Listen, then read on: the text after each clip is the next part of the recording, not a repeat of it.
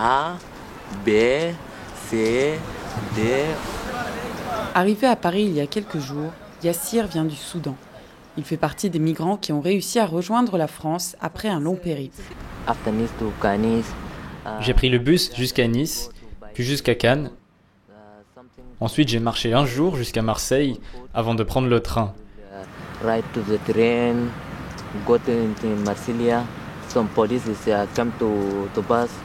La police a pris mes empreintes au commissariat et ils m'ont dit que c'était bon, que j'étais libre.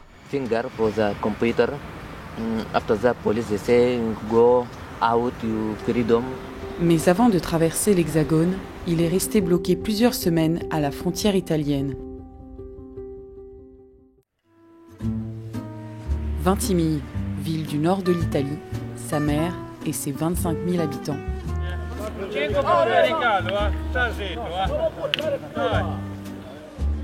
Un lieu touristique connu pour ses marchés et ses plages de galets. Mais depuis la fermeture de la frontière française en 2015, Ventimille voit arriver de nombreux migrants. La Croix-Rouge a mis en place un camp pour leur venir en aide. Il accueille aujourd'hui plus de 700 personnes. Ils viennent pour la plupart de Guinée, d'Afghanistan ou du Soudan.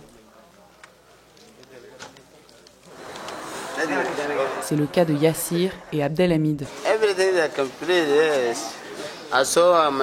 Mon nom est Abdelhamid Suleiman. Je suis passé par la Libye, puis j'ai traversé la mer, et c'est pour ça que je suis en Italie. J'ai débarqué en Sicile, et j'ai traversé l'Italie jusqu'à Ventimille. J'ai passé la frontière 3 fois, et 3 fois ils m'ont ramené ici.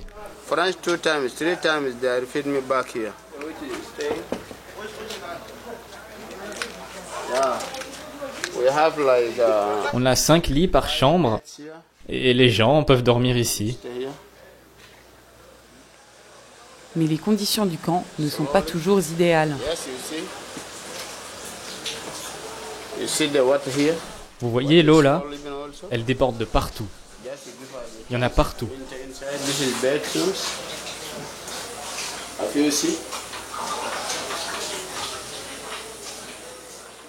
Pour garder espoir, les migrants s'en remettent à Dieu, jusque dans les emballages plastiques. Ces papiers, ils ont le nom de Dieu dessus. Les gens les accrochent ici.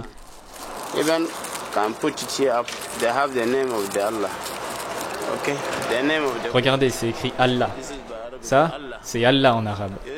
Il ne faut pas jeter ces papiers.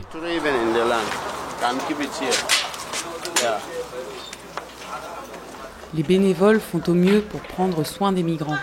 Benjamin est ici depuis 3 mois. Mais par rapport aux sorties, Par rapport aux sorties, ils font ce qu'ils veulent, dans le sens où on les interdit pas de sortir. Par contre, sur l'entrée sur le camp, ils doivent présenter le ticket qu'on leur donne à leur arrivée sur le camp. S'ils peuvent pas le présenter, ça veut dire qu'ils sont nouveaux sur le camp, donc du coup on leur fait. Et après, on surveille juste qu'il n'y ait pas d'alcool ou de problème. Malgré la liberté de sortir du camp, les migrants ne semblent pas déranger les habitudes de la ville.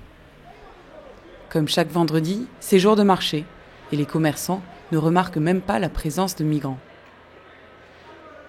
Mais on ne les voit même pas. Vraiment, moi je ne les vois jamais.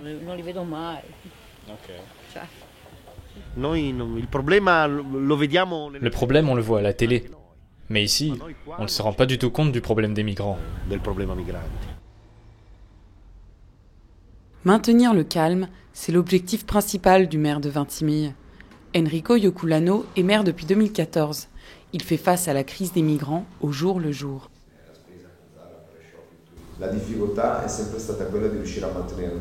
La difficulté, ça a toujours été de maintenir l'équilibre entre les habitants de Ventimille et les migrants. Et ce n'est pas facile. À chaque action que tu fais en sorte qu'il n'y ait pas d'injustice d'un côté comme de l'autre. On a vécu des moments difficiles. Et malheureusement, tout le monde ne comprend pas la situation.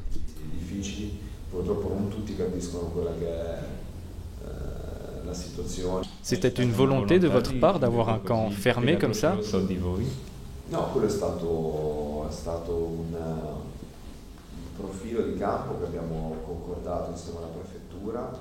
C'est un type de camp qu'on a choisi avec la préfecture. Quoi que tu fasses, il faut que ce soit fortement réglementé.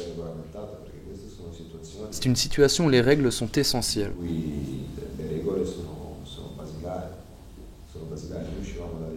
Si on a voulu que le camp de la Croix-Rouge soit fermé, c'est surtout pour éviter une situation comme à Calais.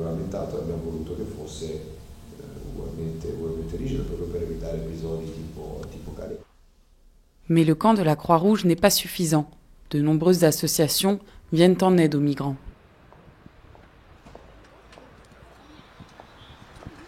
C'est le cas de l'église Sant'Antonio de Vintimille. Le père Donrito s'occupe de tout ici. Il tient à nous présenter Cathy, une bénévole anglaise qui se charge de la cuisine. Tous les soirs, ils sont plusieurs à préparer de nombreux repas. Je pense que ce soir, nous serons environ 70 ou 80. Et ça vous prend combien de temps? Plus ou moins 2 heures. Tout devrait être prêt pour 19 heures.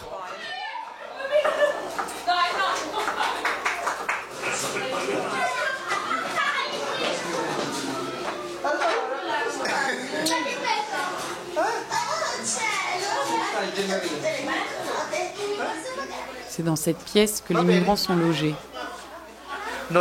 Ici, on accueille les femmes, les enfants et les familles, et les maris qui ont leurs enfants ici. Dans les cas les plus extrêmes, l'église a accueilli plus de 1000 personnes. Il y a une quarantaine de places, mais quand la situation est difficile, ils dorment à 2 par lit. Donc là, ils dorment à 4. Mais l'église reste seule dans cette démarche. Elle ne peut compter que sur les dons et les bénévoles. Il n'y a donc aucune collaboration avec la Croix-Rouge ou la mairie? Avec la Croix-Rouge, oui, on collabore, parce qu'on leur envoie les hommes qui ne peuvent pas rester ici. Mais concrètement, non. Mais pour la plupart des migrants, Vintimille n'est qu'une étape. Nous retrouvons Abdelhamid et Yassir. Ils se préparent à passer en France ce soir. Ils nous proposent de les suivre. Si on part à 4 heures du matin, on peut arriver à Menton à 6 heures. Et on peut prendre le bus. Mais si on arrive à 7 heures, on va trouver des policiers sur la route. Non, 7 heures c'est une bonne heure. Il n'y a pas de policiers le matin. Le rendez-vous est pris à 4 heures du matin. La nuit est tombée. L'heure du rendez-vous approche.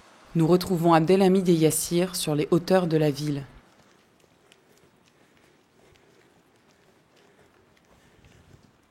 La première règle est d'éviter à tout prix la police. Il faut rester discret. Chaque soir, plus d'une dizaine d'entre eux tentent leur chance.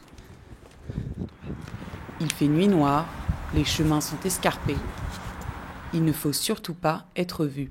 Premier obstacle, des grillages.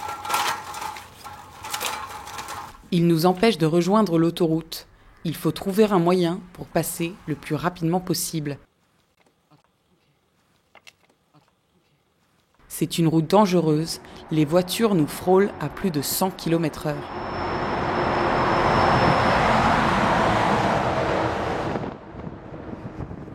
Nous venons de passer la frontière. Au loin, Menton. Nous passons par des zones résidentielles pour éviter la police.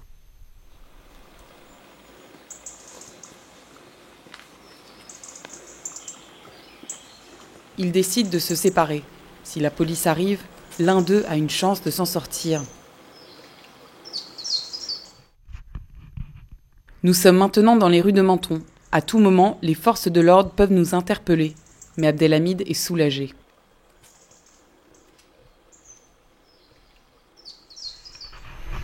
We're in Menton. Good. You happy? Okay. Le soleil s'est levé. Il est 7 heures du matin. Objectif atteint pour Abdelhamid. Prochain arrêt, Cannes, pour continuer le voyage jusqu'à Paris.